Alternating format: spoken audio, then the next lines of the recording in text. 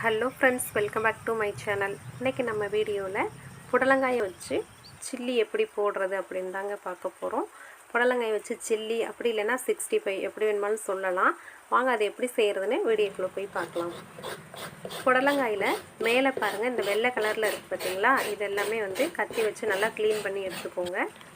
மேலே உள்ள தோல் எடுத்ததுக்கப்புறமா அதை கட் பண்ணிவிட்டு உள்ளே உள்ள விதைகளையும் எடுத்துகிட்டு நல்லா கழுவி எடுத்துக்கோங்க. இது போல் நல்லா கழுவி எடுத்ததுக்கப்புறமா இதை சின்ன சின்ன பீஸ்களாக கட் பண்ணிக்கலாங்க. கொஞ்சம் திக்காகவே கட் பண்ணிக்கோங்க. ரொம்பவும் தின்னாக கட் பண்ண வேணாம், ஓரளவு திக்காக கட் பண்ணிக்கோங்க. அடுத்ததாக ஒரு மிக்சிங் பவுலில் 4 டேபிள் ஸ்பூன் கடலை மாவு, 1.5 டேபிள் ஸ்பூன் கார்ன்ஃப்ளவர் மாவு, அதுக்கு அடுத்ததாக 2 டேபிள் ஸ்பூன் அரிசி மாவு சேர்த்துக்கலாம்.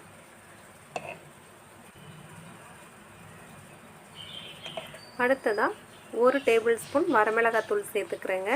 அடுத்து கலருக்காக பார்த்திங்கன்னா ஃபுட் கலர் பாருங்கள், ஒரு பிஞ்ச் அளவு தான் சேர்த்துருக்கேன். அடுத்ததாக தேவையான அளவு உப்பு சேர்த்துக்கலாங்க. 1/4 ஸ்பூன் கரம் மசாலா சேர்த்துக்கலாம். 1/4 ஸ்பூன் இஞ்சி பூண்டு விழுது. கடைசியாக பார்த்திங்கன்னா சின்ன லெமனில் ஒரு 1/2 லெமன் பிழிஞ்சு விட்டுக்கலாங்க. பிழிஞ்சு விட்டதுக்கப்புறமா நல்லா மிக்ஸ் பண்ணிக்கோங்க. தண்ணிலாம் எதுவும் சேர்க்க வேண்டாம். நல்லா மாவெல்லாம் நல்லா மிக்ஸ் பண்ணிக்கோங்க.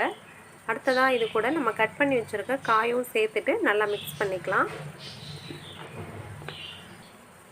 காயை சேர்த்ததுக்கப்புறம் நல்லா மிக்ஸ் பண்ணிக்கோங்க.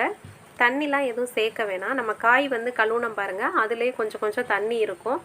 ஸோ அந்த தண்ணியை வச்சே நல்லா மிக்ஸ் பண்ணிக்கோங்க. தேவைப்பட்டுச்சுன்னா லைட்டாக தெளித்து மட்டும் விட்டுக்கலாம். இப்போ பாருங்கள், காயில் இருந்த தண்ணியே போதுமானதாக இருக்குது. இப்போ இது 1/2 hour ஊறட்டுங்க. எண்ணெய் நல்லா காஞ்சிருச்சுங்க. அதே சமயம் காயும் ஒரு 1/2 மணி நேரம் நல்லா ஊறிடுச்சு. இப்போ நம்ம காயை எண்ணெயில் போட்டு பொரிச்சு எடுத்துக்கலாங்க.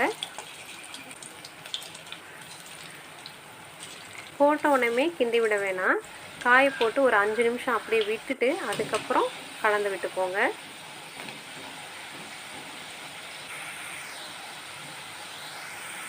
இப்போ காயெல்லாம் பார்த்திங்கன்னா நல்லா வெந்து வந்துருச்சு.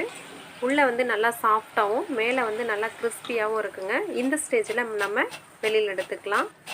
அவ்வளோதாங்க, ரொம்பவே சூப்பராக புடலங்காயில் நல்லா கிறிஸ்பியான சில்லி அப்படி இல்லைன்னா 65 இப்படி வேணுமாலும் வச்சுக்கலாம். இப்போ ரெடி ஆயிருச்சுங்க.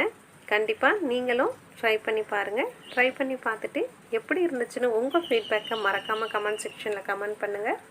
இந்த வீடியோ பிடிச்சிருந்தால் லைக் பண்ணுங்கள். உங்கள் ஃப்ரெண்ட்ஸ் கூட ஷேர் பண்ணுங்கள். தேங்க்யூ.